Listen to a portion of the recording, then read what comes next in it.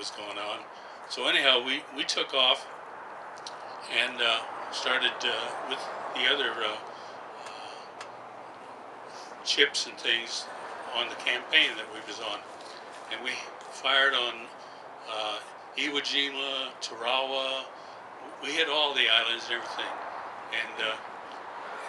And we got, well, after that we started out. I got a little ahead of myself there, but that night, after we had unloaded the crate and everything like that, we took off. We were going to go out and do some gunnery practice with some other ships. And we got out into the Philippine Sea, and that's where we got hit. The I-58, Captain Hashimoto's submarine was out there. He had never made a kill or anything like that, and he was devastated because he had never done anything during the war, and he was headed back to Japan. Well, we were cruising along, and we were going out to do this with the other ships, and he spotted us. It was a dark, cloudy night and everything, and just as the clouds broke, our ship was silhouetted against the sky, and he saw us. And we were on a collision course, actually, between the submarine and our ship. Well, when he saw us, he thought this is his opportunity. So he put out a spread of 6 torpedoes, and hoping that maybe one of them would hit. Well, one of them did hit. One of them hit the bow of the ship, blew the bow completely off, and then the second one hit just after that one in a magazine and exploded. Well, I had just got off watch at midnight, and I went back aft to lay down. Just as the thing hit, and I jumped up, didn't know what was going on. We thought maybe a boiler exploded or something, because we had trouble at Okinawa, and we got through that. So I went around on the port side, stood over there, and this buddy of mine, he was standing with me, and he says, well, I'm going to go down below and see what's going on. And I said, no, Gene, don't go down there. I said, better stay here. And he said, no. So he took off and went down the ladder, and that was the last I saw of him. He was down in the mess hall somewhere and the ship started to roll to starboard. Well, when the ship rolled over to starboard, I slid off underneath the number 3 turret, and I hit a hatch just as I was going off, and I tore up my legs, and I didn't know exactly how bad they were or anything, but when I hit the water, I was in oil, and of course I didn't know. I was traumatized. I didn't know what was going on and everything, so I started swimming. I didn't have a life jacket or anything, because my life jacket was down in my bunk, which was stupid, but that's where it was supposed to be, around my waist, but it wasn't there. Anyhow, from midnight till about 6 o'clock in the morning, 5:30, 6 o'clock in the morning, I had nothing but I was just swimming, and that's all I could do was just swim around in the water and wait for something. And I was just going on. About that time, a guy came by with a 20 millimeter can, was what we kept our 20 millimeter shells in, and he gave me that to float on. And then a few minutes or a little while after that, somebody came by and gave me a life belt. Well, that's what I kept for the rest of the time that I was in the water. Well, the next day, there was about 35 or 40 of us in a group, and we tried to take the men that was wounded real bad and burned and everything.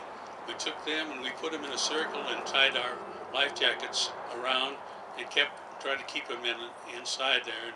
And as a lot of them passed away because they were burned and they were hurt from being tossed around on the ship and everything. And so as they would pass away, we'd just take their life jackets off of them and just let them go. But the worst part of it was, as soon as it got light, we could see there was thousands and thousands of, it must have been millions of sharks and barracudas just milling around everything. And every once in a while, the guide, you'd hear a scream, and the shark could get somebody, or barracuda or something, and we just try to stay in the group, because most of the time, if you stayed in the group, the sharks wouldn't bother you. They'd mill around, but they wouldn't take you. They'd pick off the ones that would swim out. They'd say, then they start drinking the water, because they didn't have anything to drink and everything. They start drinking the salt water, and that messes up your electrolytes, and they went crazy. They saw ships, they saw islands, they saw all kinds of things. They take their life jackets off, swim out, and get out about 50, 60 yards or so, and you'd hear a scream, and a shark or something would get them. So, I mean, that would be the end of them. But as long as you stayed in the group, it wasn't too bad. So we stayed out there. And every day for 5 days we'd say, well, maybe somebody would see us, maybe a plane would spot us, maybe a ship would spot us, or maybe they knew we were out here and they would come out and come and get us. But nothing happened. And on the 5th day, there was a PV Ventura. Wilbur Quinn and his crew were going out for submarine patrol. And they went out, left Tinian, and they were out testing an antenna in the back, and it broke. So they went back to the base and picked up another one, and they were out trying to test it. And as they flew around, he saw this oil slick. He thought, oh boy, this is my chance to drop a depth charge on a submarine. So when he went down to about 200 feet or less, and he saw all of us waving and screaming, hollering, and heads bobbing up and down and everything. And he says, no, he says, forget it, don't drop any depth charges. So they circled around, and they radioed back into Tinian, and there was another crew standing by. I don't know what they were doing. There's a lot of planes there. Anyhow, this was the amphibious PBY-5, and this Adrian Marks and his crew got the message that he had spotted these people in the water. So they decided, well, we'll go out and take a look. So they went out, and they were flying around, and they said, well, what do we do? Do we just fly around, or we land and start picking them up? And they voted to land. Well, on an open sea landing like that, the plane was just almost devastated when they do it. But he made an open sea landing, and he started going around picking up individual people. Well, there was myself and 2 other fellows. I had this pneumatic life belt, and they had on K-Pop life jackets. Well, they had they would go up against your face like this, and if they soaked up, they would pull you under and drown you. Well, I was holding these 2 guys up, keeping their heads up above water to try to keep them from drowning. And they kept going around picking up these other people, and they'd go by and would say, hey, come back here. Don't go away. Go back here. And he'd say, we'll be back. They'd wave, we'll be back.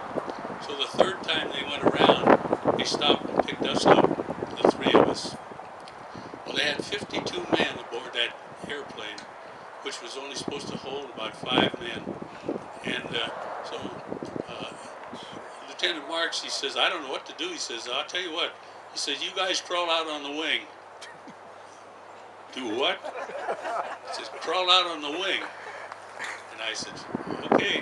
So I went up, crawled up in the hatch, through the hatch,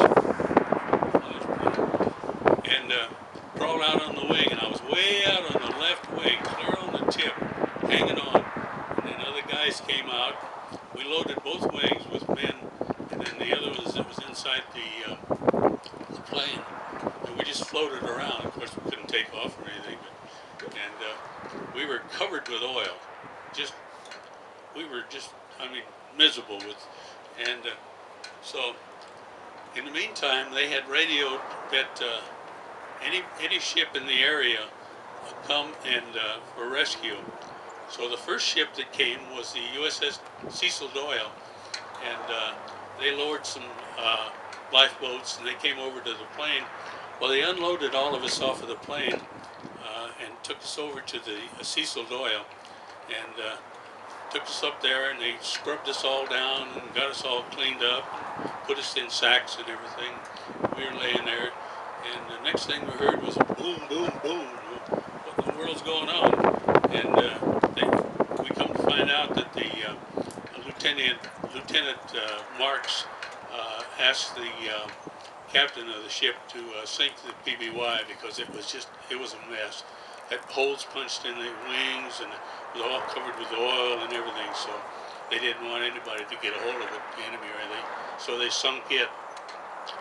The other ships came and it was starting to get dark, and so they were coming in and they were picking up individuals, and they had their searchlights out, but they couldn't see, just on the water like that and everything. So somebody got the bright idea to turn their searchlights up on the clouds, and when they did that, it lit up the whole ocean, and they could see everything. And so then the boats started going around picking up individuals and everything.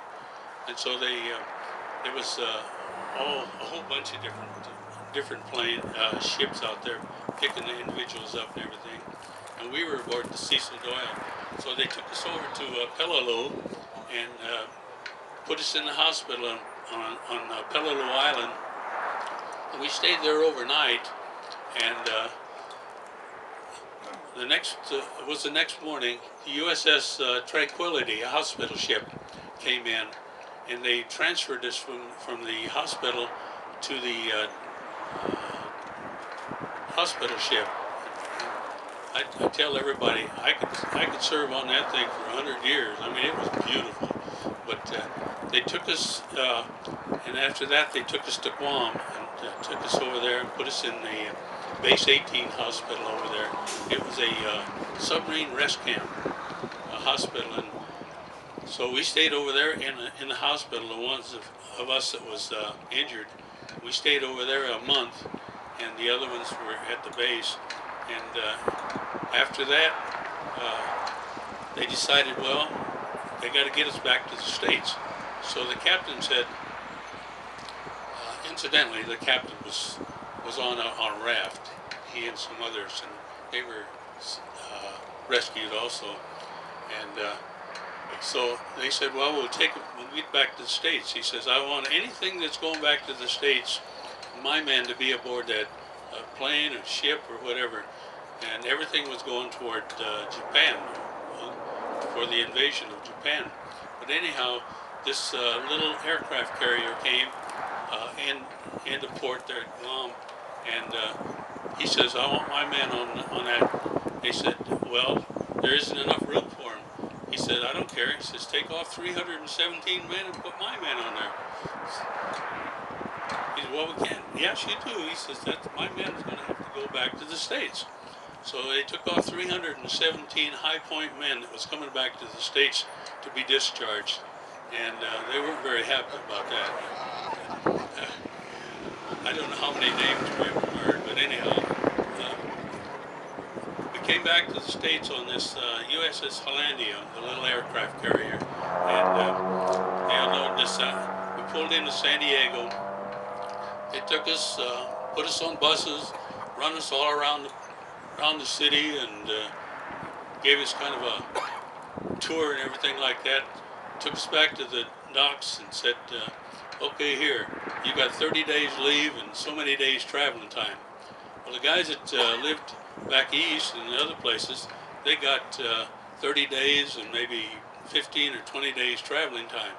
Well, I lived in San Gabriel, and I got about 3 hours traveling time. I said, well, wait a minute. Okay, that's fine. So anyhow, I came back, and I spent 30 days, and after my 30 days, I went back down to San Pedro, where I was supposed to report for my, see if I was going to get discharged, because I had enough points to get out. The guy says, no, he says, we don't have your records here. He says, here's 3 days, go home. I did that for a month. And I finally went in and I said, look, I said, I could go up there on a bicycle and get my records in Sacramento and bring them down here quicker than you guys can get them down here, or put them on a donkey and come down here or something. And finally he says, I walked in it was about the 30th day, right close, and he says, we got him here. He says, go over there to that building, he says, and you'll be discharged.